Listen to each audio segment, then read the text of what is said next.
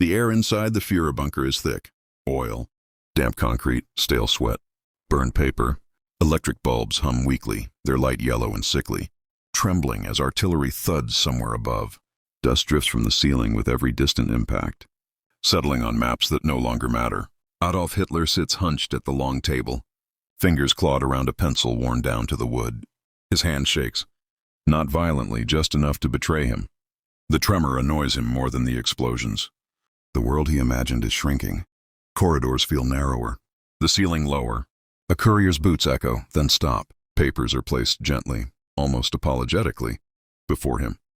Reports, numbers, columns that stretch on and on. Factories, ships, aircraft, steel poured like water. Bombers rising from airfields that seem to have no end. Hitler does not read it first. He listens. Somewhere far above, Berlin burns. He smells it, smoke mixed with spring rain. The Reich's capital, once meant to stand 1,000 years, now sounds like breaking bone. He finally looks down. The numbers do not scream. They do something worse. They whisper. And in that whisper, something shifts inside him. Slow, heavy, irreversible. A realization begins to form, not as panic, not as rage, but as a cold, sinking weight. For the first time he understands. Not defeat, power. The realization does not arrive all at once. It travels. It moves through Hitler's body like winter through stone. Slow, patient, impossible to stop. He rises from the table and walks the length of the bunker corridor. His boots scrape the floor. The sound feels loud, exposed. The walls sweat with moisture. Condensation runs like thin veins, catching the weak light. In his mind, the journey stretches. Backward, across oceans he once dismissed with a wave of his hand.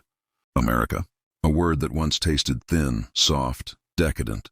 He remembers the speeches, the laughter from his generals when he mocked the mongrel. Nation, the land of jazz and chewing gum. He had believed industry without soul could never sustain war. He had believed abundance made men weak. Now he sees ships crossing the Atlantic not as vessels, but as arteries, endless, pumping steel, fuel, food, men again and again without exhaustion, a continent untouched, a factory floor that never hears bombs, hands that work in shifts, then sleep in warm homes. A secretary's diary lies forgotten on a desk nearby. He does not notice it. In it, written weeks earlier, a single line. The Führer walks more slowly now, as if carrying a weight no one else can see. Outside, the rumble grows closer. The journey is complete. America has arrived. The shock comes not with shouting, not with anger, but with silence. Hitler stands before the wall map, its edges curling, pins bent and dulled from too many changes. Red arrows once stabbed confidently east and west. Now they sag. Blue lines, thick, relentless, push inland from the coast like a tide that cannot be argued with. A new report rests in his hands. The paper is clean, too clean. American paper, thick, smooth, almost luxurious. He notices this before he notices the words. Production figures, monthly totals that exceed German annual dreams. He reads them twice, then a third time, slower. His lips part slightly as if to protest, but no sound comes. The room smells faintly of ink and cold metal. Someone coughs behind him. It sounds disrespectful, human. In his mind he sees it, not abstract numbers but movement. Assembly lines glowing under white lights. Workers eating hot meals from metal trays. Trucks rolling out in columns that stretch beyond the horizon. Bombers lifting into a sky that no enemy shell has ever touched. His stomach tightens, not from hunger, from recognition. He whispers almost to himself the words no one else is meant to hear. They fight, with the whole world behind them. The map does not answer. It does not need to. The first shock is not fear. It is clarity. The revelations arrive like small, precise cuts. Each morning brings another report, another confirmation. American divisions do not pause. They rotate. Fresh men replace the tired. Equipment discarded is replaced without ceremony, without hesitation. Loss is calculated, absorbed, erased by scale. Hitler sits with his breakfast untouched. The porcelain plate is chipped. The coffee is thin, bitter, lukewarm. He stares at it as if it has personally betrayed him.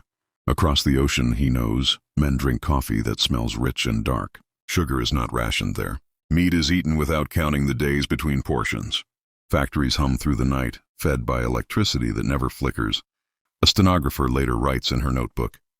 He asked how many American tanks were destroyed last week. When told the number, he nodded. then asked how many more they could build. The answer hangs in the room too long. Hundreds, thousands! The bunker feels smaller now. Air heavier. Even the walls seem to listen. Hitler grips the edge of the table until his knuckles pale. His mind circles a single, unbearable truth. Germany is bleeding. America is not even wounded. The imbalance is no longer theoretical. It is lived, daily, undeniable. This is not a war of bravery anymore. It is a war of inexhaustible hands. It no longer rages on maps or in reports, but in the quiet spaces between thoughts. Hitler lies awake on a narrow bunk, blanket pulled tight to his chin. The concrete above him sweats. Steadily, drop, drop, drop. Each sound marks time more accurately than any clock. Letters arrive from the front. Not complaints, confessions. Generals write carefully now, choosing words like fragile glass. They describe American prisoners taken briefly, then lost again.